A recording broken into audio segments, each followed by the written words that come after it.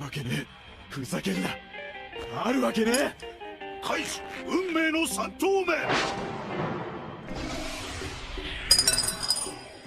俺が負けるわけがねえ。負けるはずがないんだ。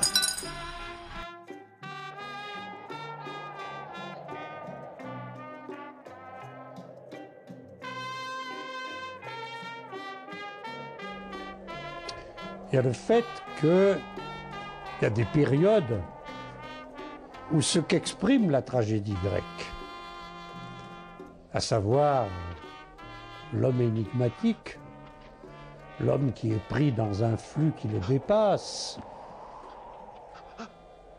l'homme qui calcule, qui décide, qui juge, qui hésite entre deux voies, qui est placé au carrefour de l'action, qui choisit consciemment, et puis qui s'aperçoit qu'en réalité, il a choisi le contraire de ce qu'il croyait être le bien. Ça, c'est plus fort aujourd'hui parce que un certain nombre de choses qui nous semblaient certaines, en particulier l'idée, l'optimisme historique, l'idée qu'il y a un avenir que l'homme peut dominer, l'idée que l'homme est maître de son histoire, l'idée que l'homme est maître et possesseur de la nature, comme disait Descartes, qui est une idée qui s'est imposée à toute la modernité et qui est en crise. En crise, pourquoi? Parce que, à la fois, la science, les techniques, qui nous paraissaient la façon la plus assurée pour l'homme d'assurer sa maîtrise sur le monde et sur soi-même, ben, elle est mise en question. On se demande si finalement ce courant scientifique et tout ce développement technique ne va pas aboutir à des catastrophes. L'idée que l'homme pouvait, de sa propre volonté, avec les siens, avec d'autres, en groupe, faire l'avenir, le construire, inventer une société qui soit une société vraiment harmonieuse et libre, et comme disait Marx, sauter du règne de la nécessité dans le règne de la liberté.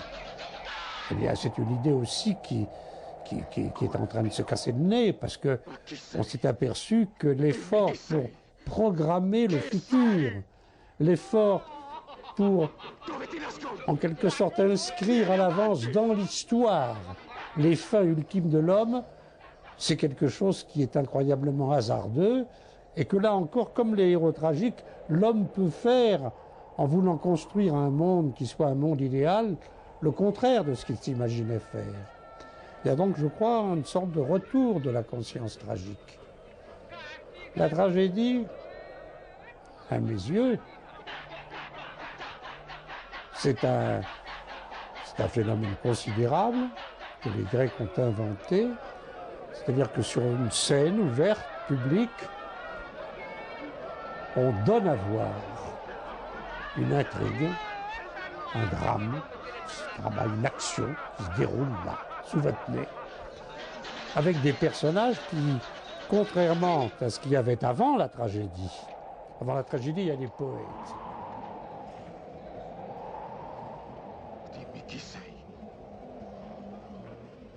Chez les Aèdes, ce qu'on demande à la mémoire, ce que le chanteur, le poète inspiré, aveugle, demande à la mémoire, c'est de lui révéler ce qui s'est passé autrefois, c'est-à-dire de le projeter, de lui donner la présence directe aux événements passés qu'il raconte.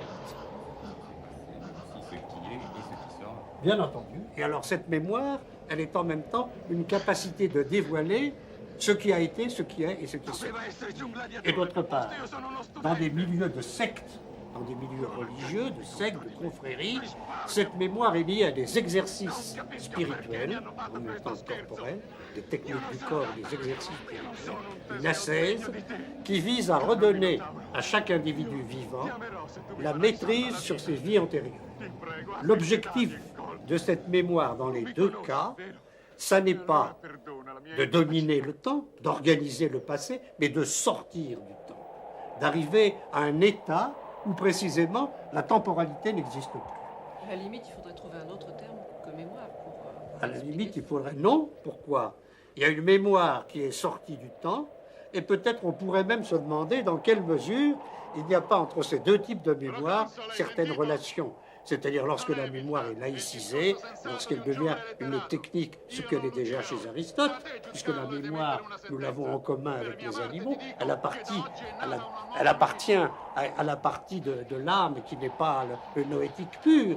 À ce moment-là, il y a une laïcisation de la mémoire, mais on peut se demander si son prestige, même s'il est diminué, ne tient pas au fait que tout de même ce que nous reconstruisons, nous, les historiens, là, tous les deux, et nous-mêmes, chacun de nous, quand nous nous demandons ce que nous étions dans le passé, ça n'est pas quelque chose qui n'est pas radicalement différent de cette espèce de désir ou de volonté qu'ont pu avoir les anciens Grecs d'échapper au présent et à la temporalité.